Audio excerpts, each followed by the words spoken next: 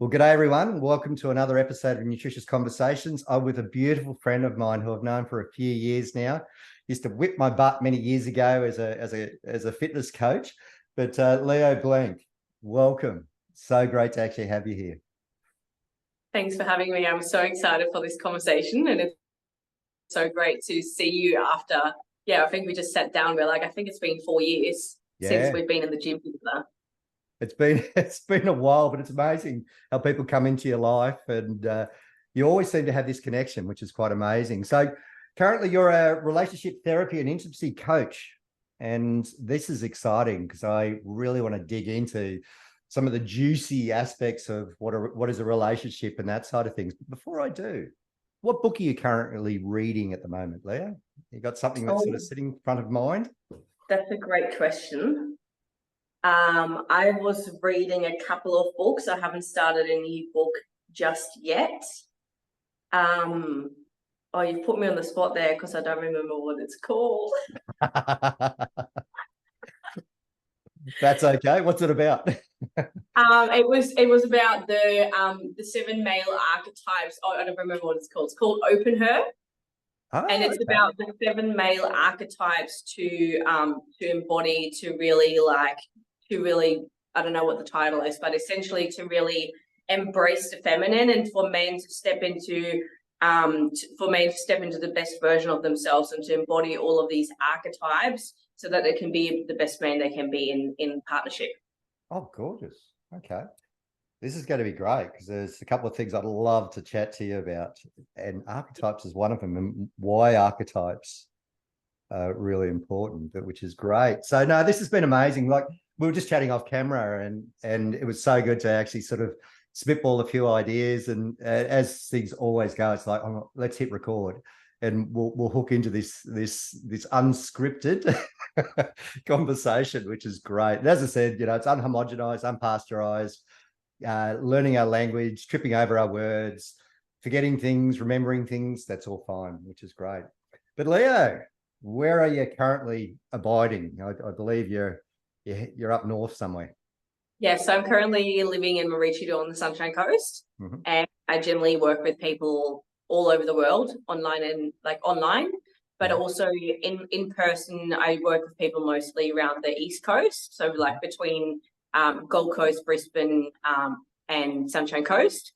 And I'm really excited that this year I'm going to take my events all over the country. That's the plan for this year. So I've got plans to come to Sydney, Melbourne, Perth, Newcastle, Port Macquarie, Byron, Gold Coast, Brizzy, Sunny Coast. And keep spreading my word, keep spreading my magic, speak on more stages, and just really get my name out there to create a wider audience and create a wider network as well. Yeah. I remember the first time we met, as you're whipping a group of us into shape on the gym floor. I was going to quickly, when you said when you're whipping, that might, I facilitate tantric king parties now as well, Duncan. That might be taken the wrong way by the audience. Well, I tell you what, it's probably the same level of pain and not as much pleasure, but it was, but I think what was amazing about it was I for the first time. And I've got a German background with my father born in Germany as well. So, it was lovely to actually hear the very German, right, get into this, and getting you moving. But it was, what really came forward to me was your passion, absolute passion. It wasn't just for you to sound good. You really wanted to get a result.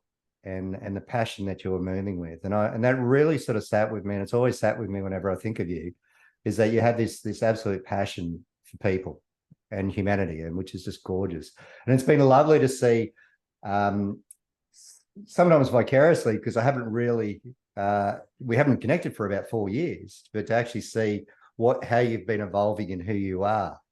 And from meditation, but let's go for a bit of a journey. You landed in Australia to do year 12, I think it was, wasn't it? Or you were doing some school? I came to Australia, oh, Jesus, 12 years ago now, more 13 years ago about. Came to Australia 13 years ago to do high school exchange for 11 years. Recreated that story that I have sat with for most of my life of I don't belong here. And I couldn't find a way to fit in high school. And I found it really hard to make friends and to make connections and all the things. And I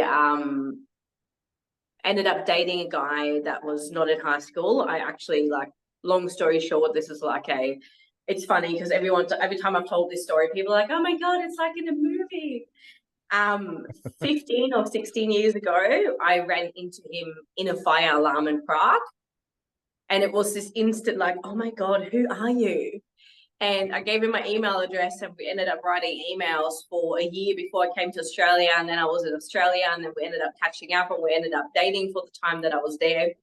And after, my high school exchange was over, it was like, oh, I'm leaving. We're never seeing each other again. And like, I was heartbroken. I thought this was, the man.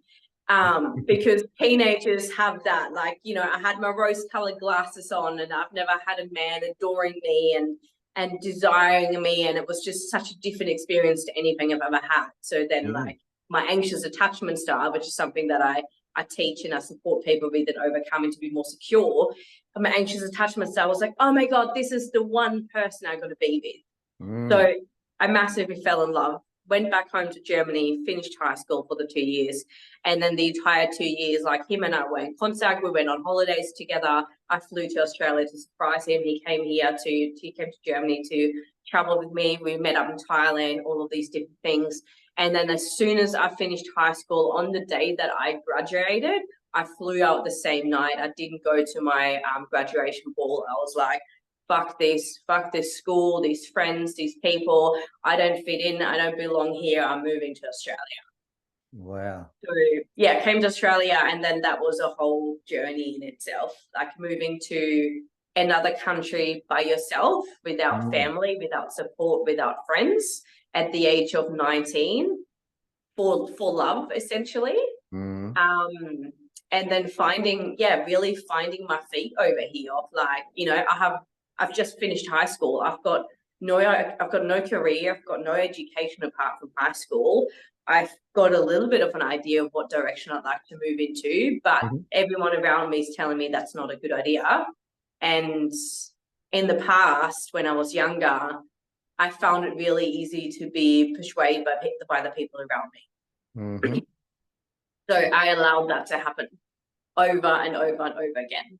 And I was quite clear that when I came over, because in Germany I had already worked in a gym, I was quite clear that I was like, I want to be a personal trainer. I want to work in the gym, because the gym was the first place where I ever felt that I had power. It was the first place where I ever felt like I was that I was worthy. I was bullied in high school. I didn't have a lot of friends in high school, or I was pushed from friend group to friend group to friend group over and over again. So kept recreating that belief and that experience that I don't belong and I'm not good enough. And then I find the new friend group, and it's like, I don't belong and I'm not good enough. And it just was this like ongoing journey of like the next thing, the next thing, the next thing, the next thing of disruption. And then I found the gym, and the gym was like, I fucking belong here. This feels good. And all of a sudden there was things that I could do, and I was stronger than most girls my age. So like I'd be on the leg press machine in the gym, and I'd have like 200 kilos on there. And there were some guys that were like, damn, Leo, like, you're strong. And then I had this tribe around me in the gym, and I was like, this feels good. This is what I want to do. This is my purpose. I want to help other people that feel so like lonely, or so much like all of these beliefs of I'm not worthy, I'm not good enough. I want them to have that feeling. And that feeling, and it's funny because once I was in the fitness industry, I helped so many women with that, but I recognized fairly quickly that feeling, or that push that I received from being in the gym and training, that feeling that I got like, oh, this is good, that was just a superficial dopamine hit in the moment. And once I started digging deeper than that, recognizing that no nutrition plan or no training plan can heal the belief that I'm not worthy. Mm. Mm. So that was when my journey to doing the inner work started. And that's when I had all of these middle-aged women as personal training clients that, you know, these were like women in their 40s to 50s that came to me, and we talked so much about their stuff. And I gave them a place where they felt seen and they felt heard and they finally felt understood. And these are women that were going through relationship breakups, that were going through their partners cheating on them, that were going through challenges with like what's going to happen with kids now that we're separating. They were going through all of these massive challenges that I personally had no idea about. Mm-hmm. And it made them feel like they're not enough and they're not worthy. But because I've been through the journey of not feeling enough and not feeling worthy, which at the time I didn't even realize, but the questions that I was able to ask them and the support that I was able to give them, some of these women went, I'm not seeing my psychologist anymore. I'm coming to see you more often because I'm getting more out of this than I'm getting out of my psychologist session. Well, that's gorgeous. That's gorgeous. Wow. Thank you. That was beautiful. Beautiful. What I find fascinating is how we, and it's very familiar with me, is how we, the scars, the traumas, the belief systems that are instilled in us and held on by us lead us in a direction.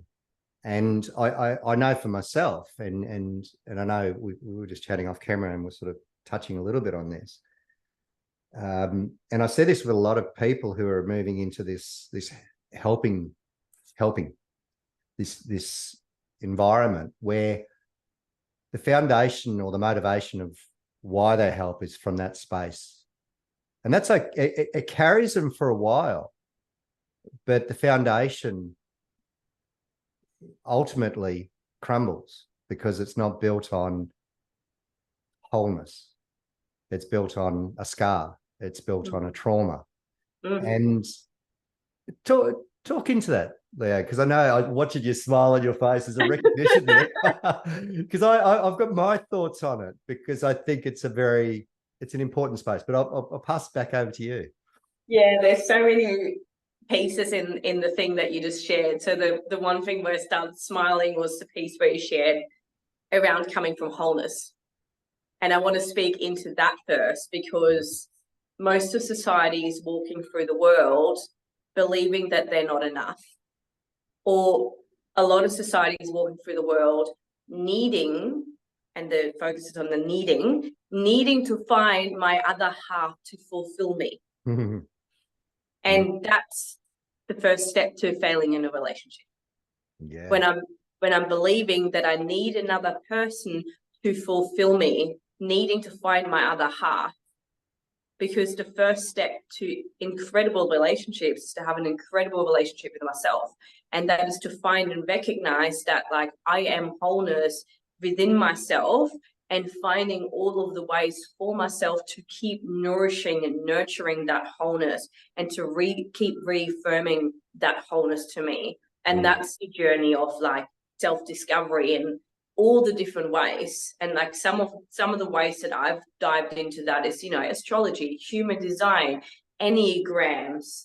There's so many, like more like Myers-Briggs, like all of these different personality typing things that allow me to deeply understand myself without getting stuck in that box. Like, and not using them as an excuse. Like, so if I go, oh yeah, that's just me because I'm German and I'm a Capricorn, then I'm putting myself into the box of I'm a Capricorn, so therefore I am X, Y, Z. And I see this so many times, especially with people that are into astrology. Yes, there is so much to that, and there's so much truth to that, and we are so much more than that.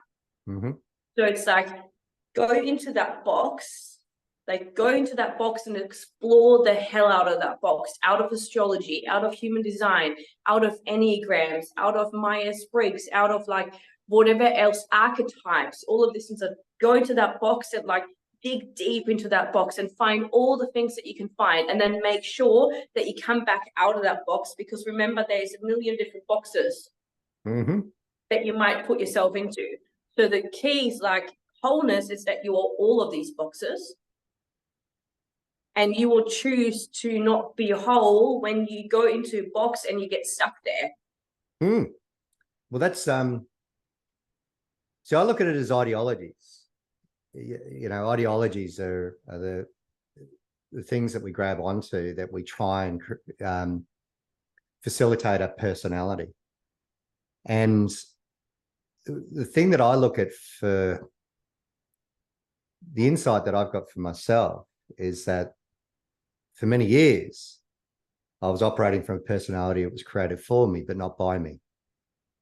And the exploration into those boxes I found was great. You know, as you said, the personality profiling, the Myers-Briggs, the DISC profiling.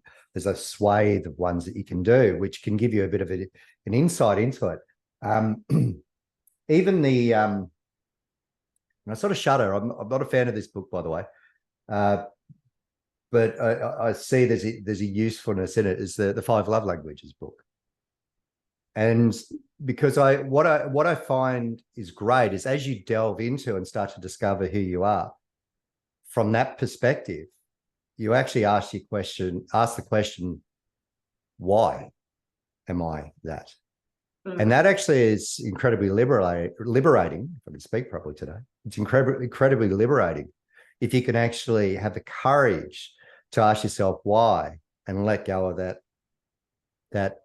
part of your identity, because what that allows is something more beautiful to come forward, which is quite incredible, you know. And I think that's what we.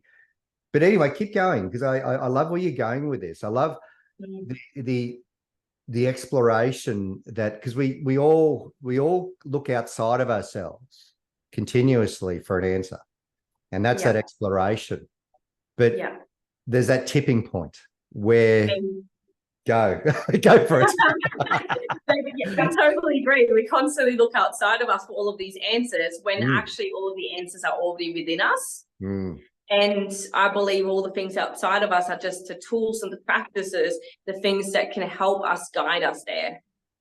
Yeah, or distract us from not going there.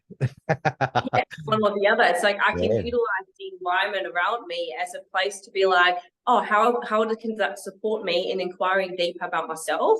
Or I can go, how can I distract myself further from going inwards? Because going inwards and sitting with yourself is actually a fucking scary place. And most of society choose not to do that because it's confronting. And it's, you said something just before, and it will come back in a second, but it has to do with what we spoke into and what you first started this conversation with, around the scars and the beliefs and all of the different things that we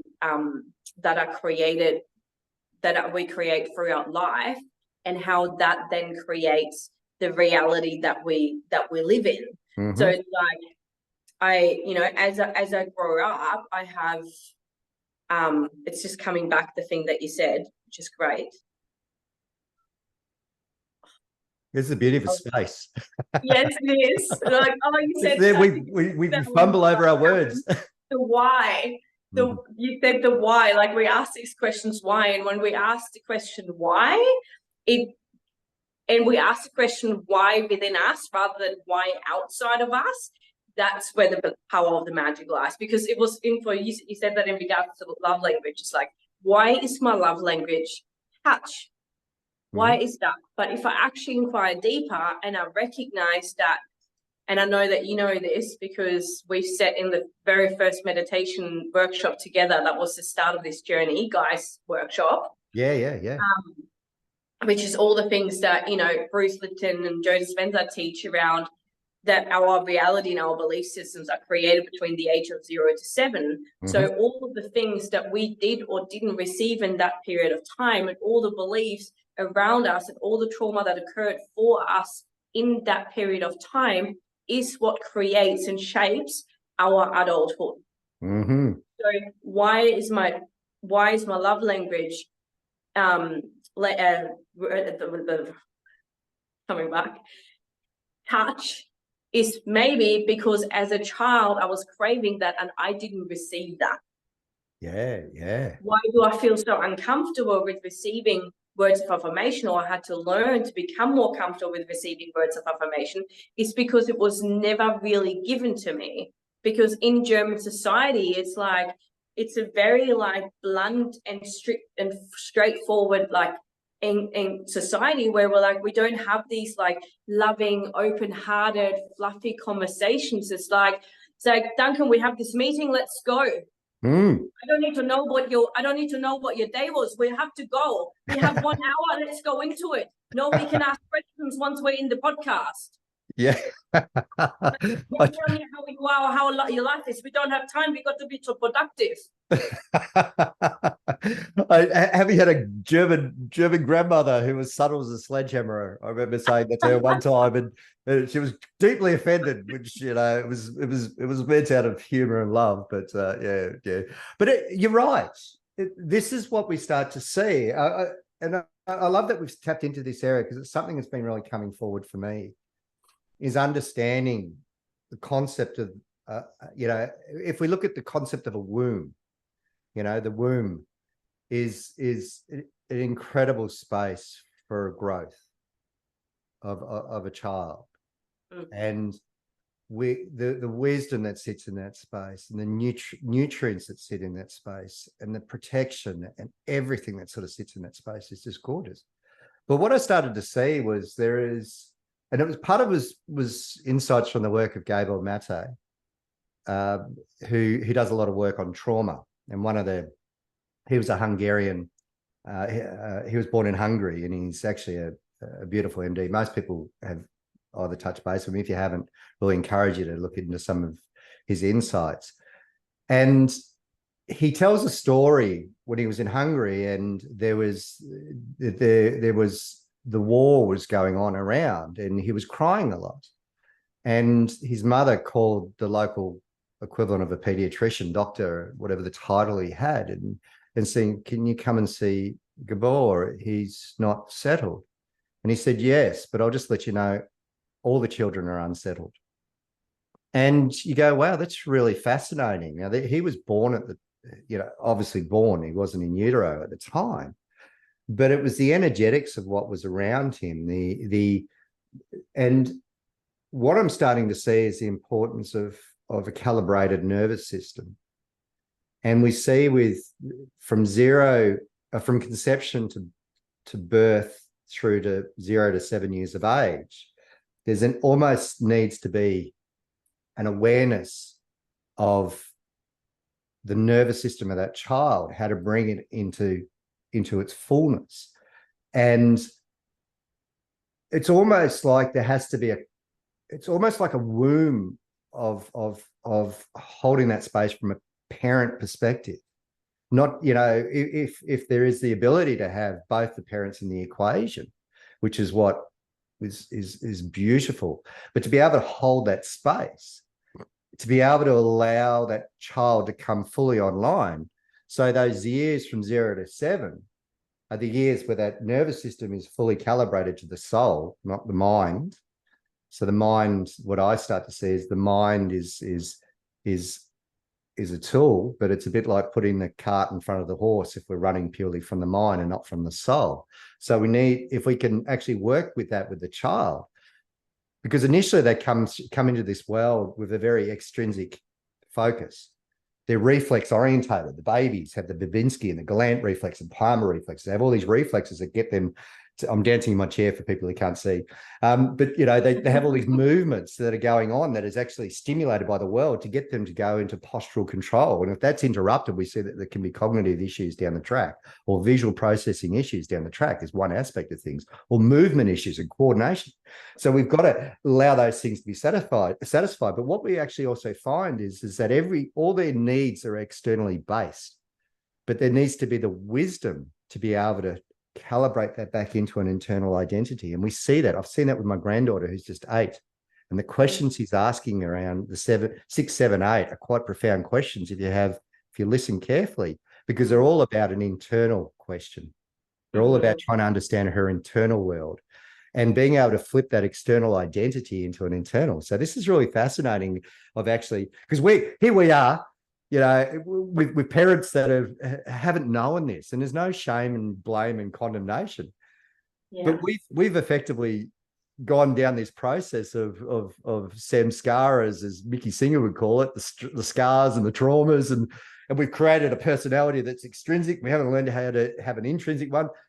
And, you know, 20, 30, 40, 50 years of age, we're having to do this work to actually recalibrate this nervous system, reconnect in with our soul, which I find is fascinating. But that's where I'm sort of heading with a lot of my. I love that, and I want to ask 2 rhetorical questions that I think are supportive for the audience, that are showing them why these conversations and why doing this work is so important. Which is like all of the things that you've just shared around, like, you know, like the way that babies function, and the way that babies are functioning through, like, is essentially through the kinesthetic experience, through like the world of feeling, right? They're experiencing the world through feeling and doing, and like not through the mind but through the body. Yes. And how can we expect parents to support their children's nervous system if they don't even know how to regulate their own? Absolutely. And then the other pieces that I love what you shared around your niece, all of the questions that she's asking, because you're so involved in your emotional intelligence, that you're so aware of what the questions are actually pointing towards, that you can actually respond to those questions and support her in diving deeper into that. But then if I look at society as a whole, most of society is so disconnected from their bodies. So, and this is why, like, children don't feel supported in that, because I just look back at my own childhood. My parents have just been back over here for another 4 weeks, and they were actually, in last year, I was with them for 9 weeks of the year, which is a long time.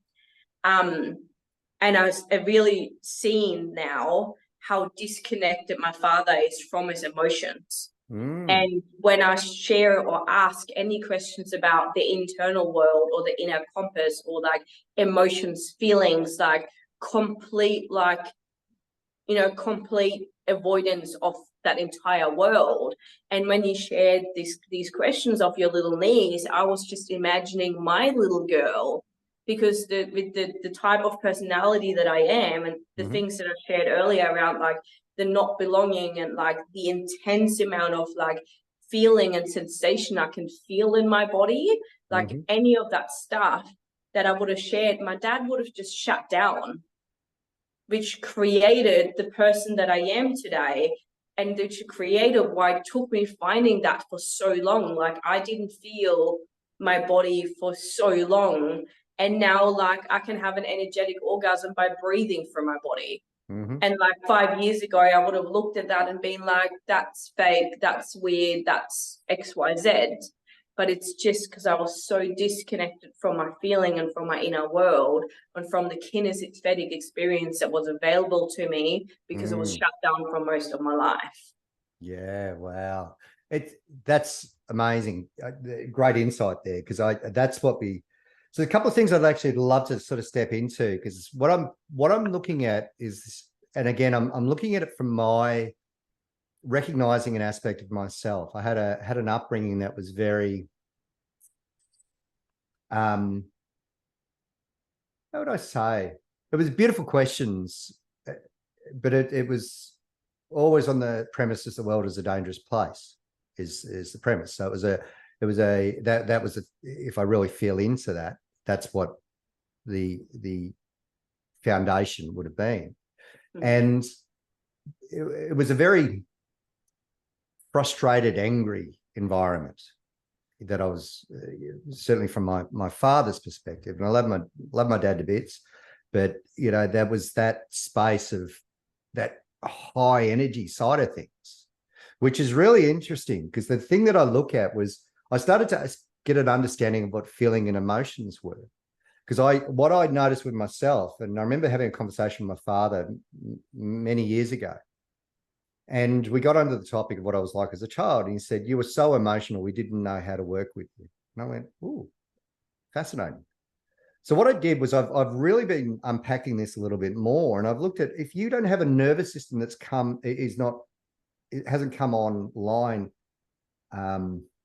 in its fullness, in its wholeness, probably is the great word. And when I say wholeness, I'll clarify that for me, is that your wholeness is your calibration with your soul, not your mind. So your mind, you can break a mind, you can break a heart, but you can't break a soul. So that's your foundation point. That's where I sort of come from with things. And what I find is that the nervous system is not calibrated to that. What'll happen is there'll be like a proxy nervous system that's created, which is an emotional nervous system, not a feeling nervous system. So to define feeling and emotion, this is how I define it, is feelings of what we experience through our senses.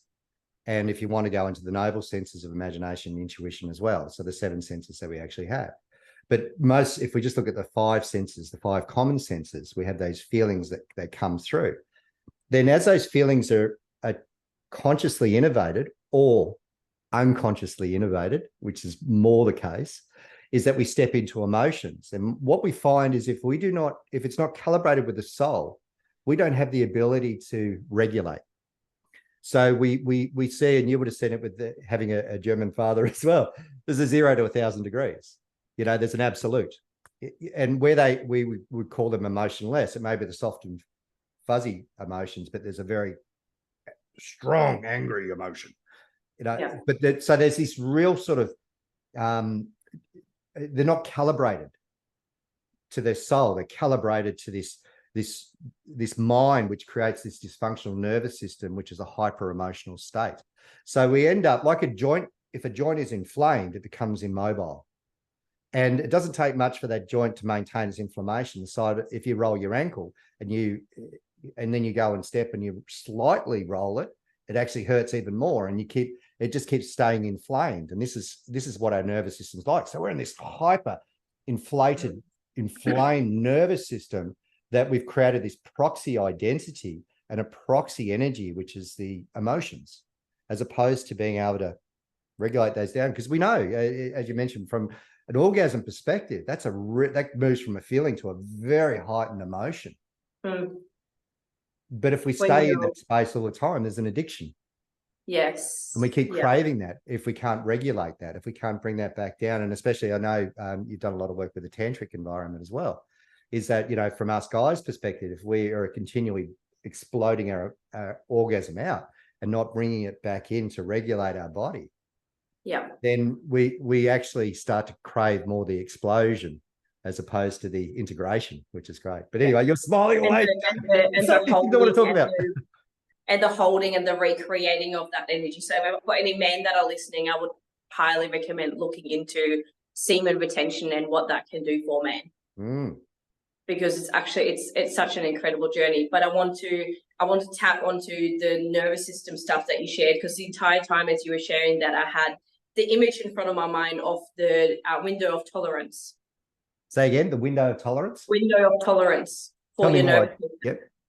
So, I've got the window of tolerance, which is like where my nervous system is regulated. And then the things that are happening in life around me, they trigger me, they do something, and like my nervous system feels dysregulated, and I go into a trauma response, which is fight, flight, freeze, or fawn.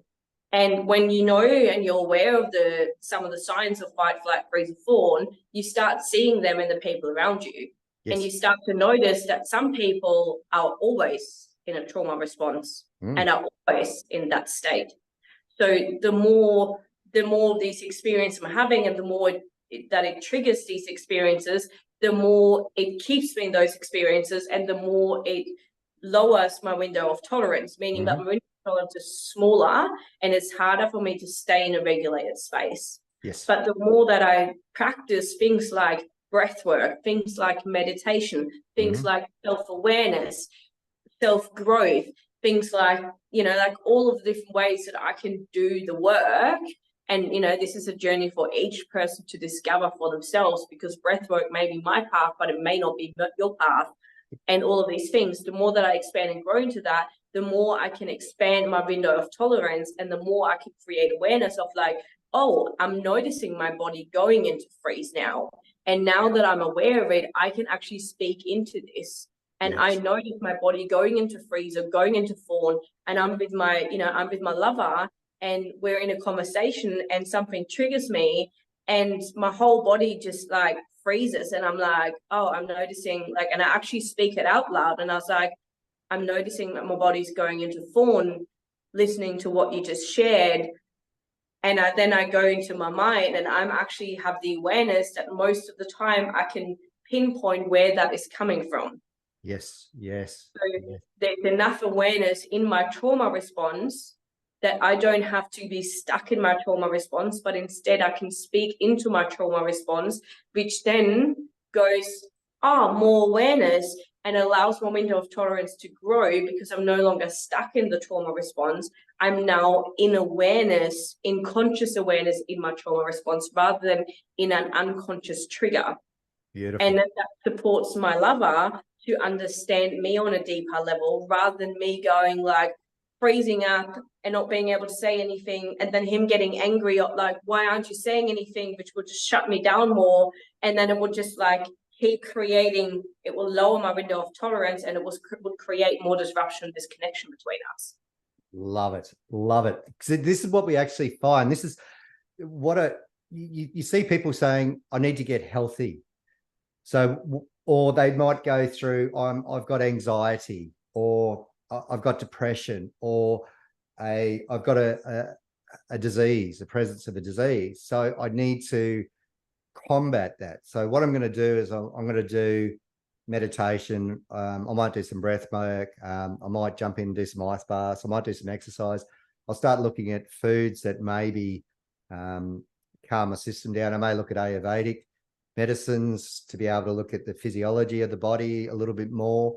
I might do some energetic work. I might do a plant medicine journey. So there's all these modalities we go down on. But what I'm finding is it's a bit of a shotgun approach, because what we're doing is we're focusing on a symptom, trying to control a symptom, as opposed to, and this is why I think it's really important to actually come back to, is that what you're trying to do is to your words, you're trying to open up that window of tolerance, that resilience. You're exercising that resilience muscle. To be able to exercise that resilience muscle, there needs to be a release-receive thing created.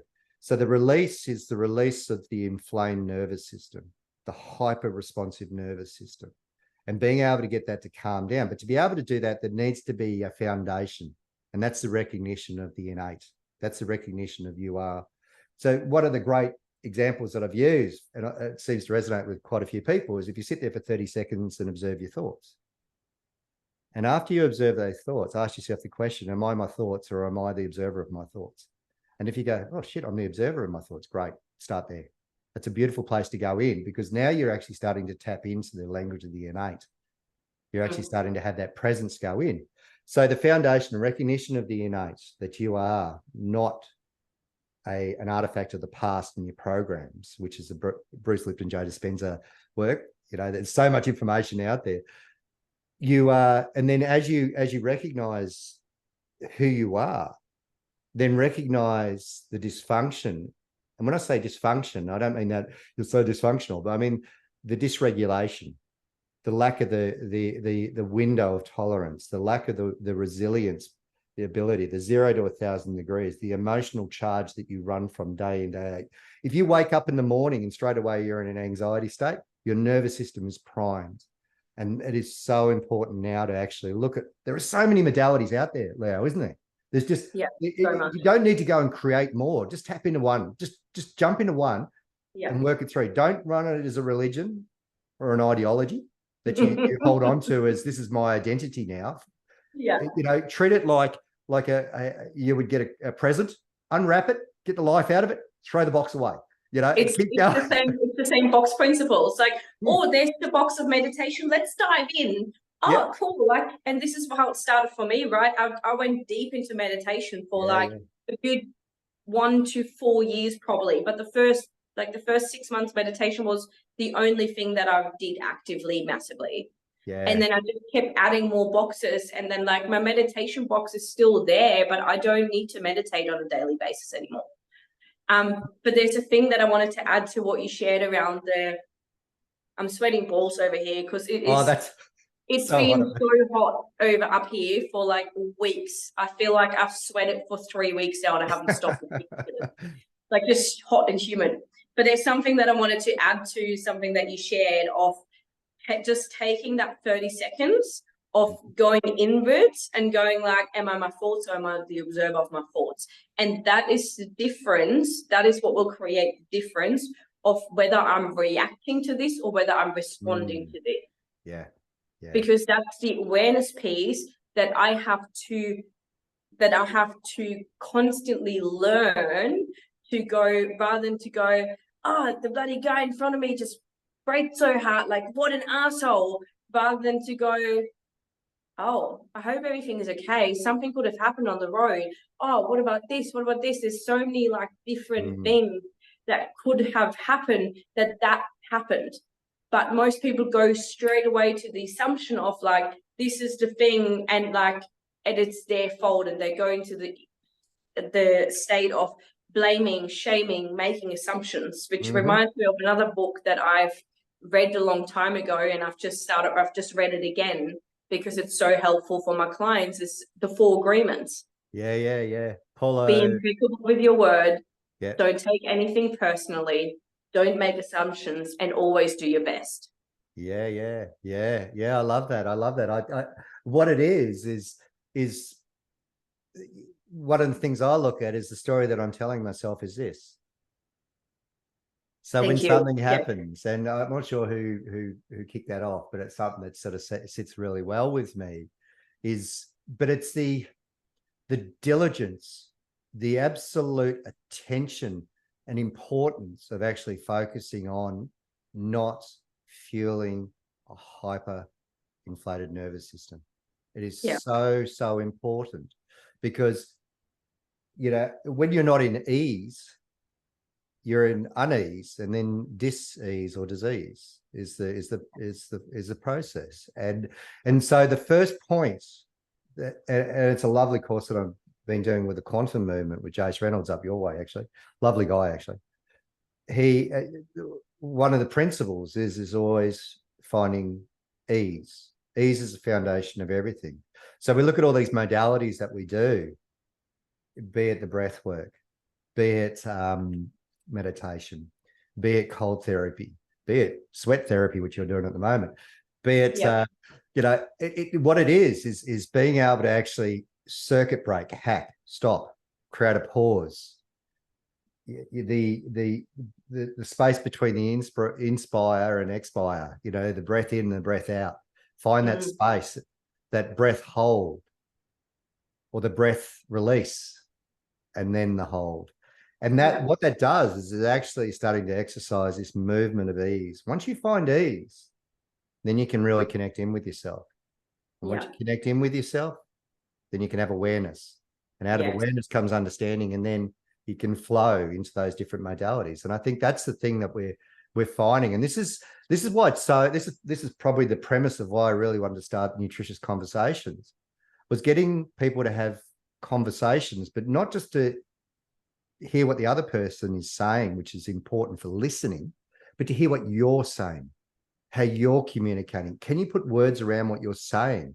Can you have grace in how you receive yourself afterwards, after you fumble over your words? But it's getting used to you being able to have that functional internal dialogue, not the repetition brain, which the thoughts 90% of the thoughts we thought yesterday and today we're going to think tomorrow, and it's going to keep going and going and going and going and going. That monkey brain, but that ability to actually have conscious, what am I trying to say here? And why am I trying to say it? And where is it coming from? Sorry, Leah, I'm going off on tangents here. There's three pieces that you just shared that I want to piece together. I don't want to put them together. So there's a piece that you shared of like, this is the story that I'm telling myself. And there's the piece around overthinking and looping in the mind. And there's the piece around creating ease rather than creating unease. And this is so helpful for relationships. And this is one of the reasons why in relationship conflict is created, and why in relationship cracks are created in the connection, which is the piece around he or she said something, and the story that I'm telling myself is something else. And then I overthink that and ruminate that in my thoughts over and over and over again, until the thing that was actually easeful creates so much unease that I'm feeling so disconnected and so hurt. And then unlikely I'm able to actually communicate that from a regulated state, because I'm in that dysregulated trauma state. And then I'm communicating from a place of like, you make me feel that, and now and then I'm nagging on all the things, and then I'm creating so much fire in that connection. So it's like people think that they need better ways to resolve the conflict, but they actually need better ways to speak into the story when it is being created. So I want to make an example of that. I was going to use a personal example, and then I chose that I'm going to use the client's example instead. So, and I'm going to use a client's example that is, I believe, occurring in most people's relationships, so that most people get something out of this. So the example is that this couple goes out for dinner, and I'm just going to use he and she, but it could be the opposite way around, and it could also be she and she, or he and he, or they, you know, like I just want to share that as well. So couple goes out for dinner, and they have an agreement that like life is full and life is busy, and like, you know, they have children, like, and like there's children's involved, there's like full-time jobs involved, there's businesses involved, there's like life is really full, there's always a lot going on. Like really, we don't always have the time to sit down and have these conversations and all of that. So life is really full, and we're making an agreement and a commitment to go out for dinner once a week. So they're going out for dinner, and he sits there and he's on his phone. And he does all of these things on his phone, and she sits there, and the story that she's telling herself is that you're on your phone, I don't matter. And so the story is, you're on your phone, I don't matter. He keeps being on his phone, so the story keeps going into, I don't matter, I never matter, you always do this, how dare you never see me, you're never present with me, why are we always doing this, why am I even doing this, why am I doing this to myself, I shouldn't be in this relationship, like I don't deserve this, I deserve better, you don't even love me, you're not even showing me anything, like you're showing me that I just don't matter, you never make me a priority, and she just keeps buying into that story the entire time because he's on the phone. And she just, as she's waiting there for him getting off the phone, she keeps buying into her own story of all of these negative things and starts looping into this negative story and into these negative things until she comes potentially to the conclusion of like, why am I even doing here? Like we shouldn't be together. But the reality of it is that they love each other and they care for each other and they want to be together, but she's created all of these stories. And this is not the first time she's created this story, because this is not the first time he's on this phone, or this is not the first time that he's prioritized work over her, or his children over her, or his mates over her. So every single time he prioritizes something else over her, it reaffirms to her that I'm not a priority. This is something else that's important to him. But rather than to communicate the piece around like, hey, I really want to spend time with you, she sits there in anger and resentment, not bringing it up, until that keeps coming up, and then she fucking explodes. She goes, I never matter, and all of these stories come out rather than the truth. And these couples communicate their complaints and their hurt and their pain, and what that does, it triggers the other person into their hurt and their pain. Oh, because it triggers their past traumas and their past fears. yeah, yeah. Rather than underneath that complaint that she's communicating, there was just that desire that while they were sitting at dinner, she just wanted to look into his eyes and she just wanted to feel seen and heard and have an amazing date night with him. Yeah, yeah. So what Yeah. if she would have been courageous enough to, in the moment of having dinner, to ask him, hey, babe, I'd really love for you to be present with me. How much more time do you need on your phone before you can do that? Mm. Mm. And I'm asking an open-ended question because I'm recognizing, I'm observing my faults and recognizing that he runs a business and he's got things to do and he's got children and there could be something important. I'm recognizing that it could be something important that he's doing on his phone. And I'm inviting him back into presence with me because the deeper desire that I have is to sit here in presence with my partner, having dinner with him. I love that, because I think this is something I want to jump in on this, because it's really, so this, for me in that moment, there's two things that are going on. One is the trigger. One is the partner sitting there in this state of, I'm not enough, or I want you to be more for me. So there's that side of things. The other part is the establishment of the sacred contract, the contract that you have. So if you're, for me, being in a beautiful marriage with Kat, is that there is a sacred contract that we actually have, that we're committing, that we're going to be in a relationship together, and we're going to dance in this world together. And the analogy of the dance is so important, because there's two individuals, you know, doing a dance, and I might go off and do some spins. Probably can't do too many spins. I'm not good at spinning, but you know, she might do a bit of break dancing in the corner. But ultimately, we're dancing on the same floor most of the time. And there may be times I'll go off and learn my own dance. I won't go on this analogy too far. But what we start to find is that there is a sacred agreement. And part of the beauty of it, and this is where it'd be lovely to, we might even start to sojourn into this, because it seems to be naturally flowing into this, is connection, is having agreements with people, and certainly sacred agreements, because the terminology blood is thicker than water has always been interpreted as blood is like my brother or sister or mum or dad. Well, it's actually not it. Water is the water of the womb. So the connection is through the womb, through that connection. Blood is thicker than water. Why would blood be thicker than water? Well, you know, the symbolism of a marriage covenant is the blood covenant, where we've actually, like, that's stronger than family. And it means that you know, you are the priority. You are the priority. You're the person I'm contracting with, and I'm doing it, and ideally doing it from a calibrated nervous system and a calibrated soul, that you're coming into this relationship. And as you're finding, and you would be finding within your the therapy and the courses that you're holding, all that, there are people coming into that having calibrated their own nervous system, having calibrated with their own soul and their own innate beauty of who they are. So they've now in a relationship, an agreement, a contract with somebody else, where you've got two people that are uncalibrated or dysregulated in themselves. How the hell can you have a regulated relationship? Well, you can play by numbers and do the 5 love languages and say, okay, your love language is a smack on the ass and a tap on the head, and mine is if you cook me a nice meal every single night.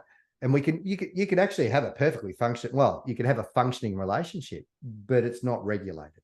I would challenge that it'd be regulated. I would say that it's lacking depth, because Yes. we're not.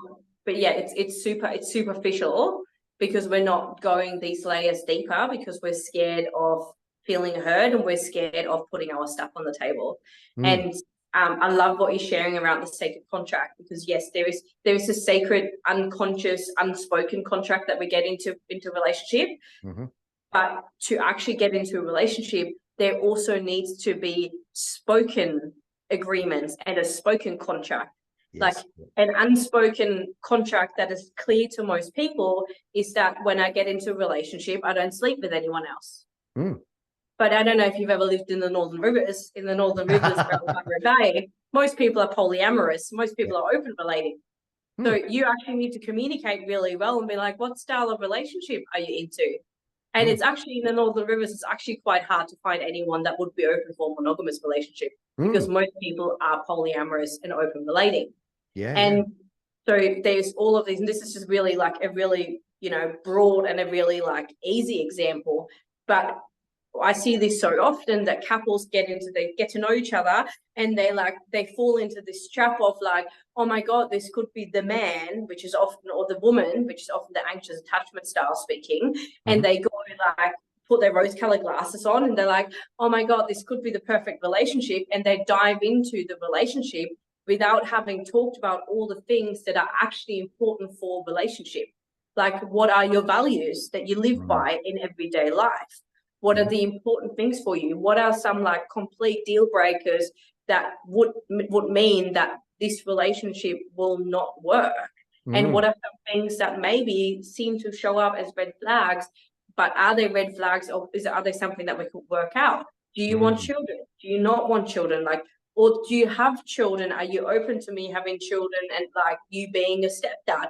All of these conversations, they're deep and they bring up our stuff.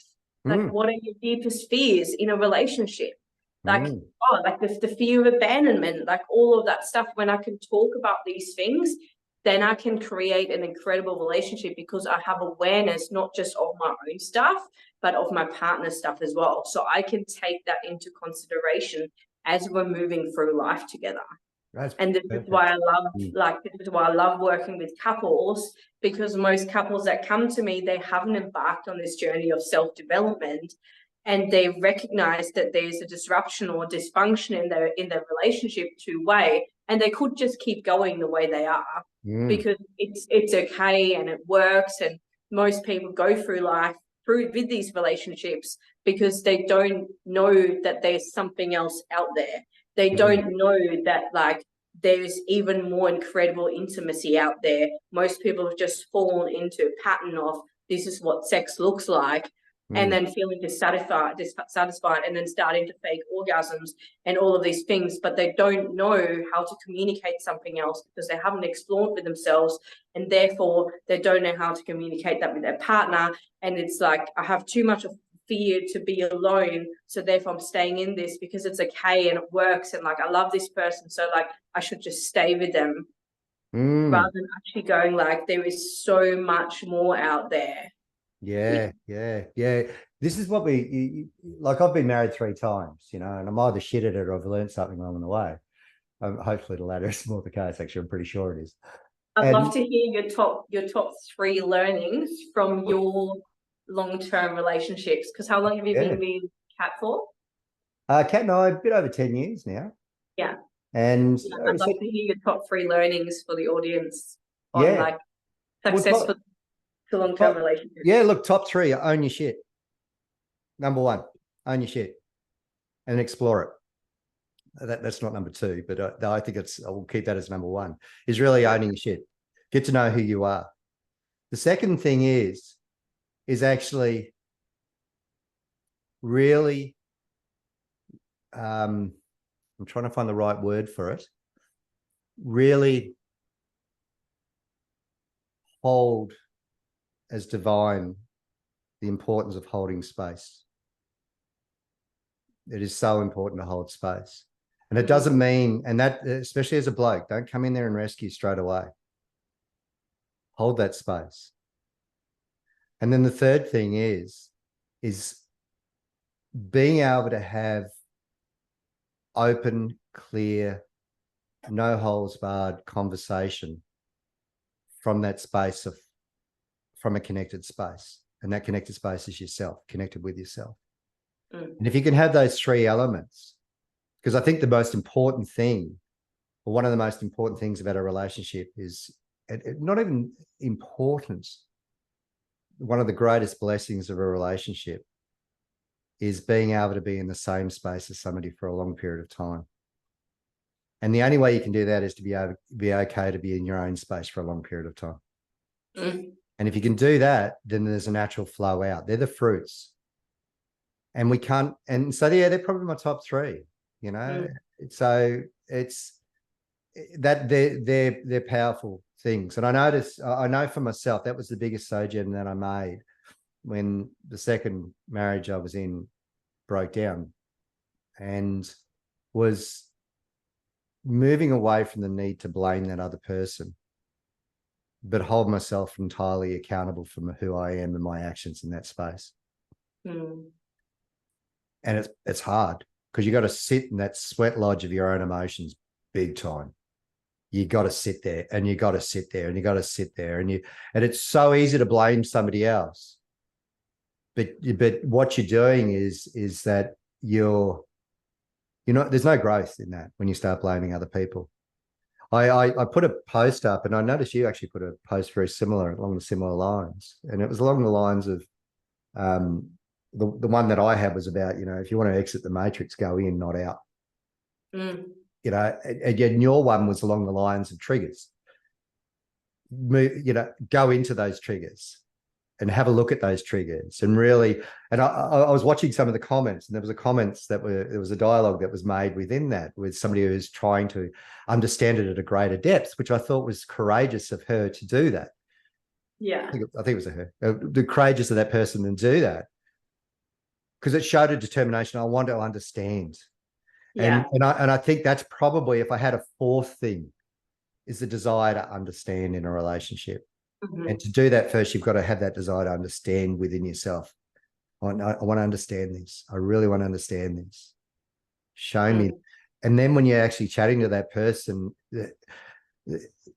it's the easiest thing to do is to listen. It's the simplest thing to do. To listen to somebody is want to actually understand what they're saying. It's not easy. Yeah. Because even in conversations we hear, because you and I are pretty passionate individuals, I can see you lighting up, and I'm going, shit, I'd like to go, we want to go this, and it's like, all right, calm it back down. Let's go back into here. What do you want to explore in this moment, sort of thing? Yeah. And that's the stuff that I find is so important in a relationship. So yeah, probably those four things. Sorry, I threw another one in there. I want to add one to that, because I love all of them. Like self responsibility was your number one, like owning your shit and getting to know yourself. Yes. And that's always my number one thing with clients that I work with, like bringing them back, teaching them to share everything from the I perspective. Yeah. And it's actually a concept that's called the responsibility concept, or living above or below the line. So it's a commitment to myself where I'm choosing to stop blaming, shaming, and judging and quitting. And when I stop those actions, then I can take full self-responsibility. Yeah. So that's always my number one. So I love that it was your number one as well. And I want to add another one to it, which I think is so, like, it's so simple, and like it's so easily forgotten when there is conflict or when there is disruption in partnership, which is to recognize that we're on the same team. Yes. Yeah. We're not here to like win one person's point. We're not here to go, you're right, I'm wrong. It's like we're on the same team. We're moving into the same direction.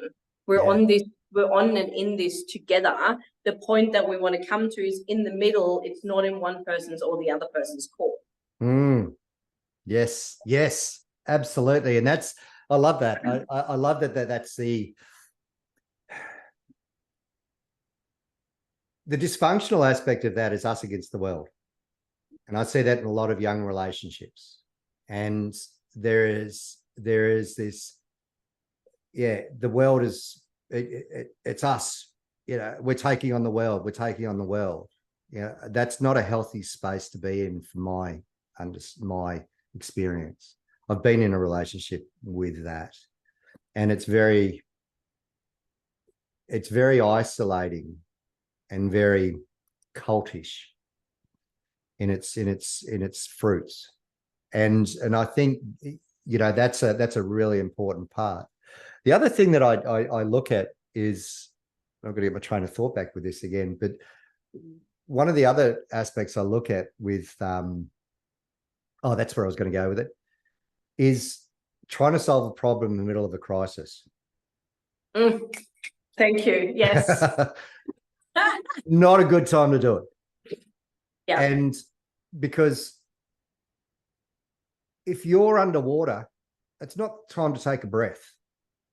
All right, get up, take a breath. What the breath is synonymous with is connection with soul or spirit, if you want to use that language. So breath and spirit are an interchangeable word, religious-wise. So the ability to actually take a breath. So what is important is the practice.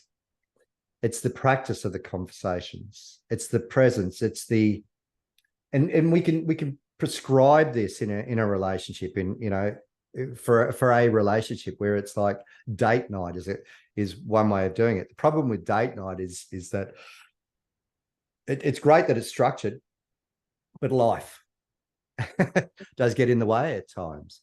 So can we actually have the practice of date night in every day?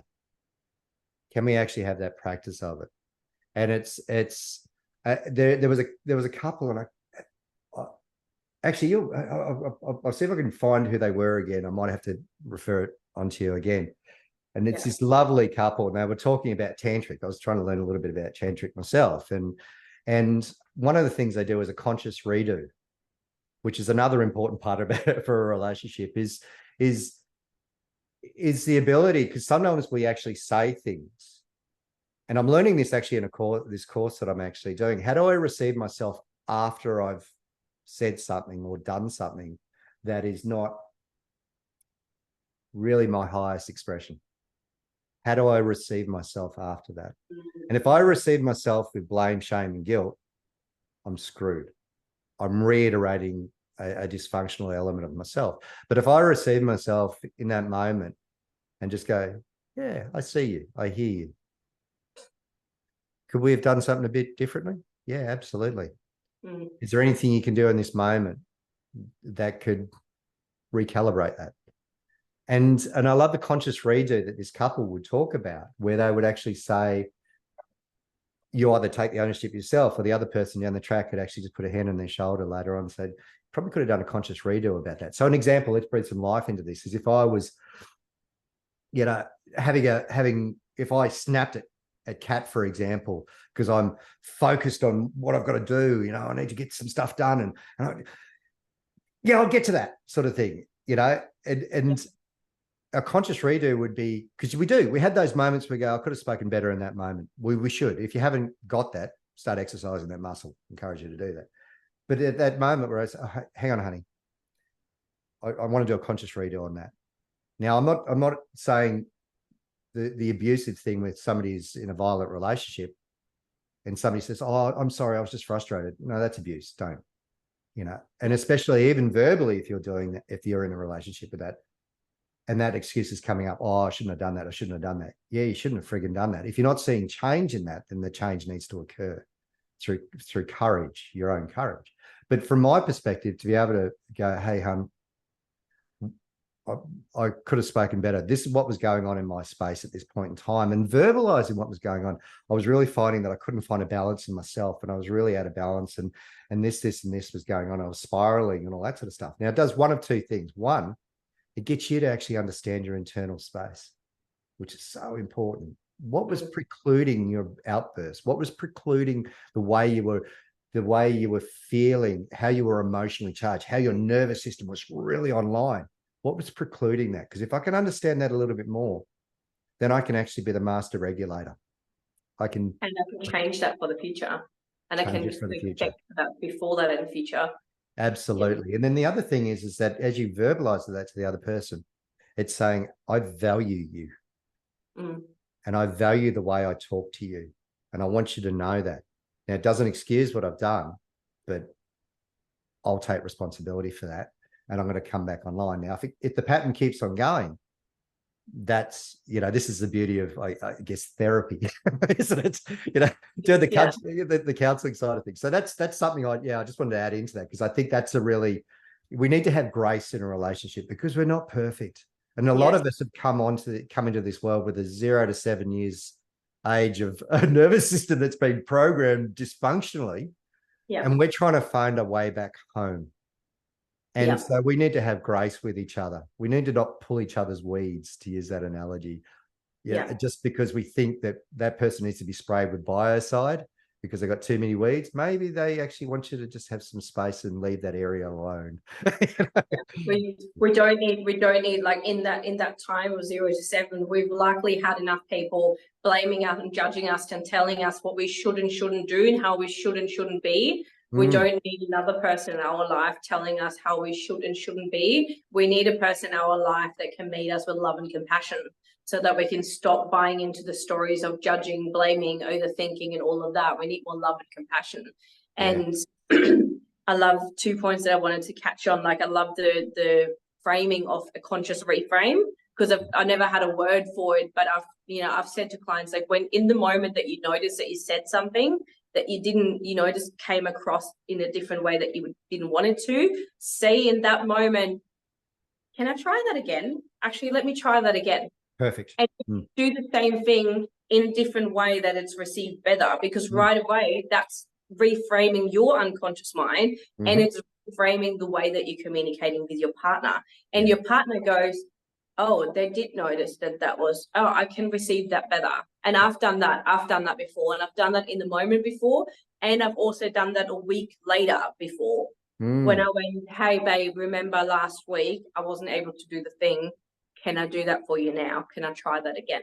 Yes. Yeah. And the other thing that really, it really lands for me, because for me it's so obvious, but I think it's great to reinforce this for the audience again, of like, when you're dysregulated and you're in conflict, and when you're in the midst of it, don't try and resolve the thing as you are there. Like, don't try and take a breath while you're underwater. Like, I teach a conversation framework in my Language of Relationships workshop, which I'm also launching as an online course this year. Oh, cool. I'm teaching a conversation framework in that for conflict resolution. And the number one thing is that you must both be in a regulated state.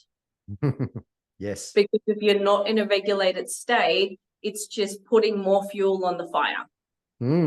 Yes, yes, absolutely. And we're not going to find a different resolution, because we're in that state where, like, when I'm in a dysregulated state and I'm in fight, flight, freeze, or fawn, like, rather than having awareness and openness, I have, like, what are the horse thingies called? Blinkers. I've got those on, and blinkers I've got tunnel vision. And I only see the thing that I want to see, that I've been taught throughout my childhood.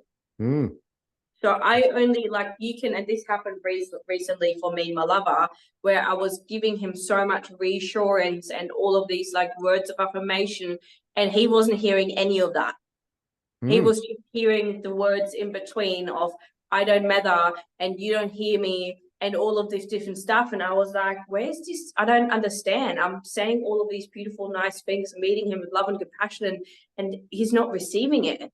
And it's because he was in a triggered state, and he had his blinkers on, and he was only focused on the things that aren't working, the things that are wrong.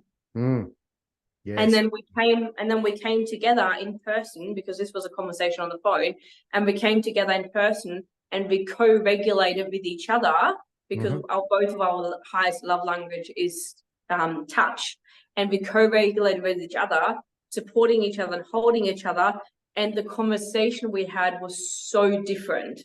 And I was just able to hear him and support him and understand him, and he was able to fully receive that. So in the midst of the chaos, don't try and put more fuel on the fire.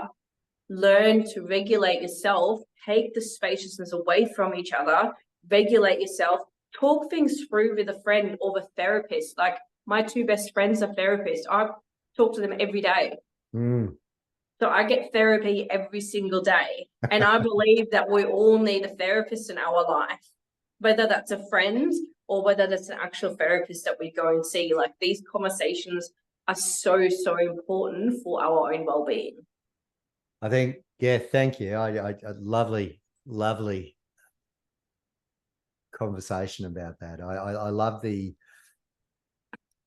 regulation. We know with the heart maths science that's actually out there is that if we can regulate from the heart space, then the brain will come into alignment. We know that that's the case. For me, I think there's even that next depth, which is the soul base, is so important. But that regulation, even being able to put the hand on we know for ourselves is putting our hand on our heart and just below our belly button, and just stay in that space will bring us back into a degree of calibration in our body where we can actually then come out of that fight and flight state. And if you can do that to your partner and the hand on their heart, or even just that eye gazing or breath, working with that, the breath together, especially with the hand on the heart, it's incredible what actually can occur with that. You can actually go from, and I know with public speaking it's an interesting one with public speaking. There's a lot of people who come into public speaking, they've already got a narrative, who are phased about public speaking.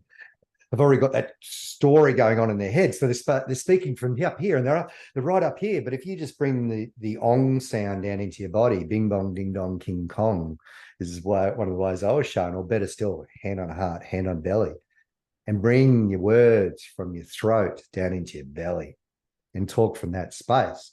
There's a groundedness that you talk from, as opposed to up here where you're actually talking in, and I'm trying to find my words, I can't breathe. And we know with singers don't sing here, they sing from down in here. So that's where we need to talk from. And if we can ground ourselves, because we know in any argument, any one of us who's listening who've been in an argument with their partner, you're up here. It's like, it's really right up here sort of thing. And you said this and you said, and you can actually feel that your breath is held. But if you can actually just regulate yourself back down into this state and actually talk from this state, you actually regulate differently. So there are strategies we can do.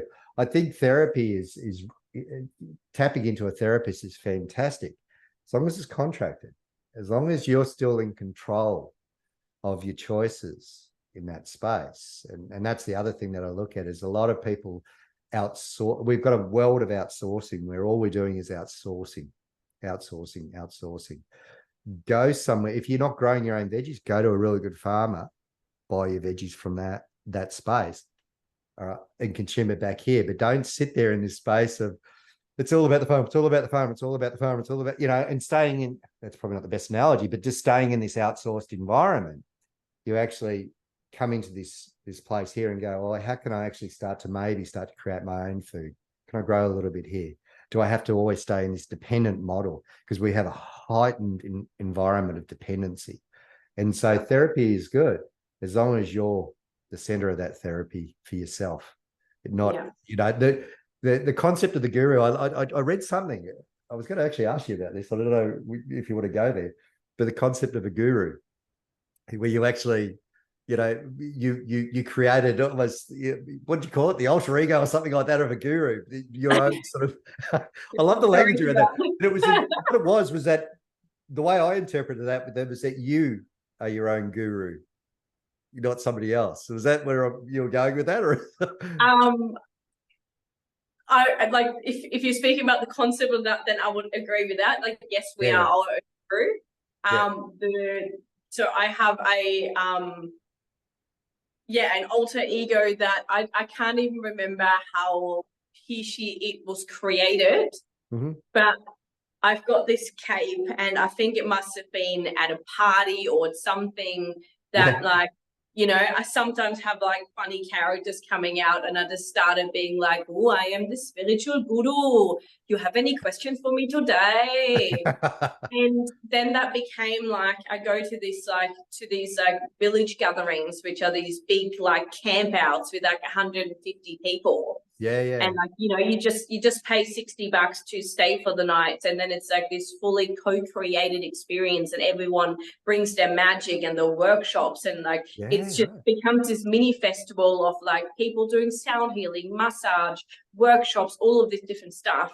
And I've hosted the language of relationship workshops there before, like a part of it, to teach people about communication and relationship and attachment theory and like self-responsibility and somatic processing. Like a big part of my work is to actually do the somatic processing, because the learning is great and the practices are great, but we actually need to somatically embody them. So much the body. So actually going through the body and not through the mind. We're going full circle now to what you said at the very start, right? But we're not in the mind, we're actually doing everything through the body. So the spiritual guru was this like character that came out, and I was like, at one of these gatherings, I was like, I don't want to run like a full workshop, like maybe like, so I was sitting in the circle one morning and I was like, oh, but maybe like I heard there is a special guest appearance, like there's a special spiritual guru coming to the camp at 12 o'clock, and they will gather in the teepee, and they're like, who's the spiritual guru? And I was like, oh, I can't tell you guys, but it's a special guest and they will come. And they were like, are you the spiritual guru? Like, I don't understand. And like, I set up and I had my cape on and I brought some cards and I brought some music and I brought my little singing bowl, and I love spirituality. Yeah.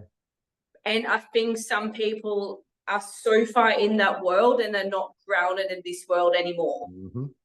And so sometimes I like taking the piss out of spirituality. So the spiritual guru is like just taking the absolute piss. It's basically like a full-on comedy show of the spiritual guru just taking the absolute piss. I'm sitting in this space and I'm like, oh, I am receiving a message.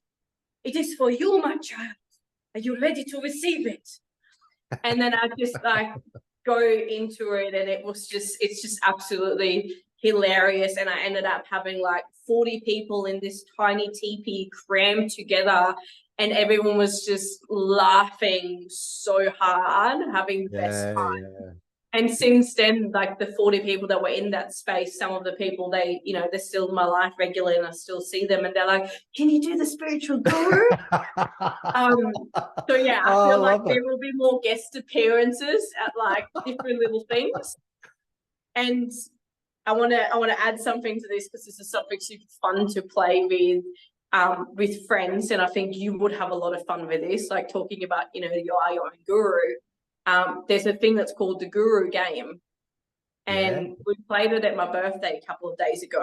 And essentially you give one person the throne of the guru that sits up higher and everyone else sits lower on the ground, and they can either choose their own guru or you can let someone else choose their guru and think about like ridiculous things. So in the past I've been the guru of dog training. And in the past, we've had like the guru of all gurus, or the spiritual guru, or the kinky guru. On the weekend, I was the guru of edging. And then we've had a guru of paranoia. And so the guru sits on the throne and introduces himself as the guru. And then the audience gets to ask questions to the guru, and the guru has to answer them. Yeah, from that space. And from that space of fully embodying that experience. And it's hilarious, because the questions that people ask teach you so much about who they are and how their brain works and how they think and move through the world. Yeah. I love that, because we know with comedy, we know with storytelling, we know with where we're seeing a play come out, it's an interesting space, because you crack through the well-worn path of a particular narrative, and you begin to look at it through different eyes. Like a really good comedian can look at a situation that you wouldn't think about, and they point it out and you go, oh shit, that's so funny that you pointed that out. I think Carl Barron does it pretty well. He's one of the interesting ones that are actually out there, where he could just look at the most inert sort of thing, like walks into his room, walks into the kitchen when he was a kid, and his mum goes, there you are. He goes, oh yeah, I am here. But it's just the observation of that.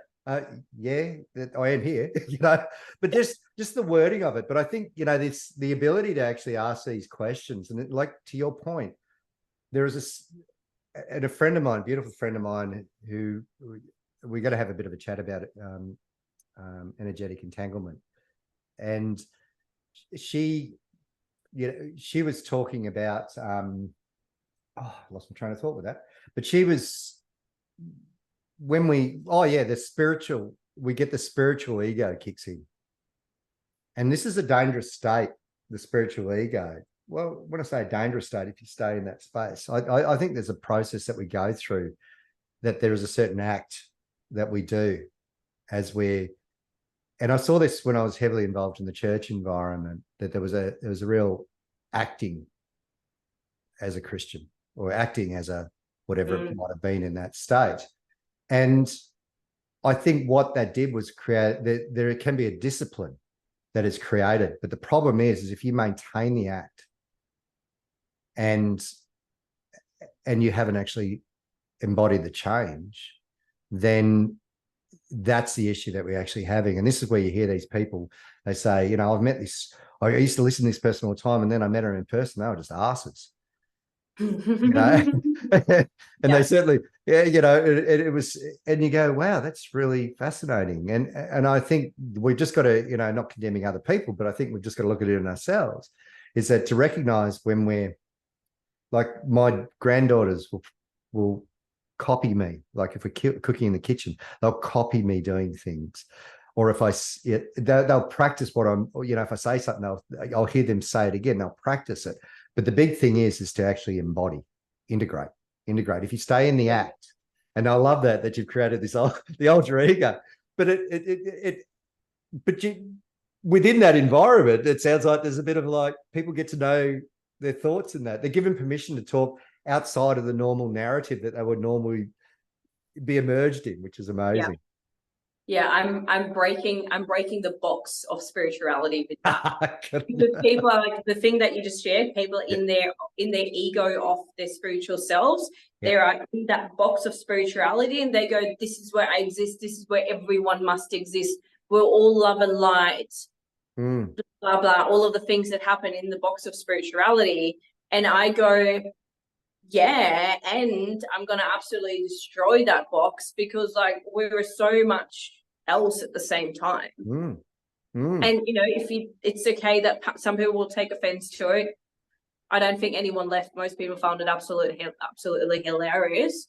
But yeah, it's like that with everything. It's like, and the great thing is like, I could drop into the guru game, an example, through embodying something that I'm totally not, rather than being a guru of something that I absolutely love. Like you could be the guru of the unconscious mind, and you probably have a million things to say about that.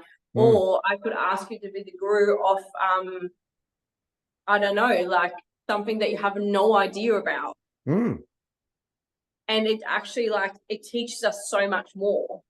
So like, yeah, there's so much fun to play with. Like, and I'm no master of this, but a friend of mine, EJ Love, that I feel like you might know. Yes, she's really great at like creating incredible games to like embody your shadow more. So yeah, after we played the guru game at my birthday, she was like, oh, let's play this game where you have to embody the shadow of who you don't want to be, and you have to be the guru of that. Wow. Fascinating. Like, this is the guru of being a penetrator. You absolutely like have an absolute fear of like ever embodying being a penetrator, like be the guru of being a penetrator.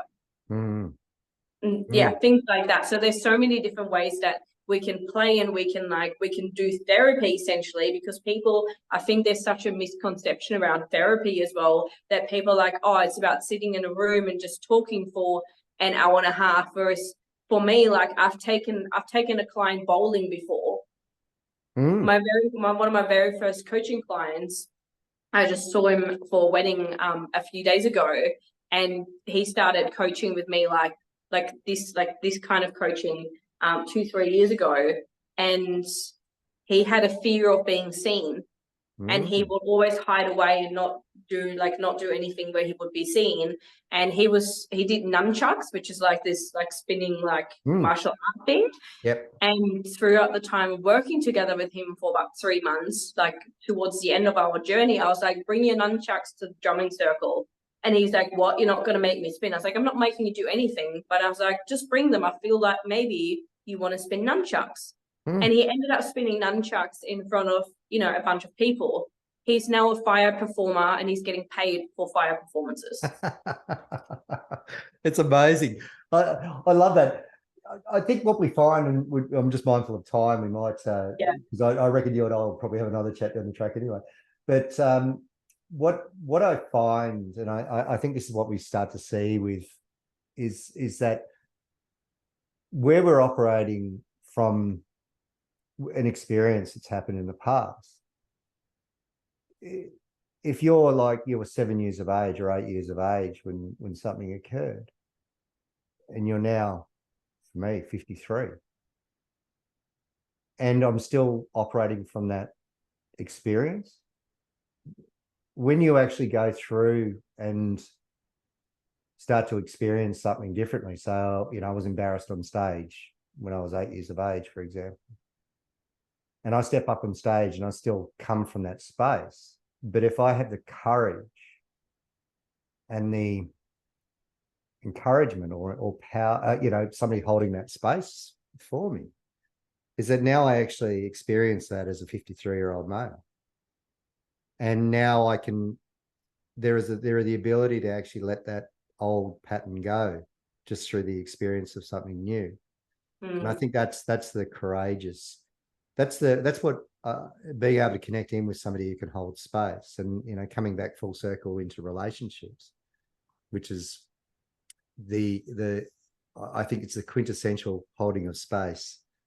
There is everything within a relationship, which is quite extraordinary. Everything available, well, it seems to be almost everything available within a relationship. And it's so rich and it's so diverse and it's so confronting and it's so, to Brené Brown's statement about vulnerability being, almost a superpower, it is if the environment's conducive to that and it's working on that environment. So from my perspective, I see what you're doing, Leo, is just incredible to be able to recalibrate people's environments through empowering them to have a good look at it. But is there anything you want to leave our crew, the lovely people who are listening to this with? Because I know you and I will have another chat anyway, because there are so many different things we can go off onto, but I feel we might just tighten this into the. I'd love to offer the audience one question that could support them in reframing some of these experiences that popped up for me when you shared the experience of speaking on stage, if I still have that. And like you've spoken to, like, can I be courageous enough to do that, to change that? But what if I'm not courageous enough to do that, to change that? So the experience that created that and the experience that keeps re-looping, or then when you get triggered, it keeps triggering the same original experience, most likely that happened sometime between the age of 0 and 7, where your little girl or your little boy didn't receive something that he or she needed then. So what is the thing that you needed back then that you did not have, but that you do have available now? And can you give that to your inner boy or your inner girl right now? Yeah. And how can you embody that to move forward with that, knowing that that's available to you right now, and that you no longer need to hold on to that story or that pain or that hurt from the past? Yeah. And that's a simple question. And I know that there's a lot more complexities around that. But yeah, that's a great one to start with. It's a gorgeous starting point. Leo, love you heaps. I think you're amazing. Thank you. I'll include some of the courses that you're doing moving into the future. I love some of the terminologies you're using: despair to repair. Great catchphrase there. And certainly looking at the importance of connection within a relationship, and the foundation of communication is just paramount. I remember saying to my kids, if we don't have words, we have nothing. And that was something that still holds true to me. I think we've got to have words. Sometimes we've got to also have silence, and then those words will actually have more space. And that's what's really important. You're amazing, Leo. Thank you. Thank you so much for having me. This was so much fun. Yeah. Well, I'm so stoked we've connected in again, and I'll hit stop and we'll have a bit of a chat on the other side of this. But this is beautiful. So Leo Blanke, relationship therapy and intimacy coaching. I'll include the blurbs of how to get in contact with you and courses and all that sort of stuff. And and we'll certainly have another chat down the track. All right. Big love. Cheers, son. Thank you.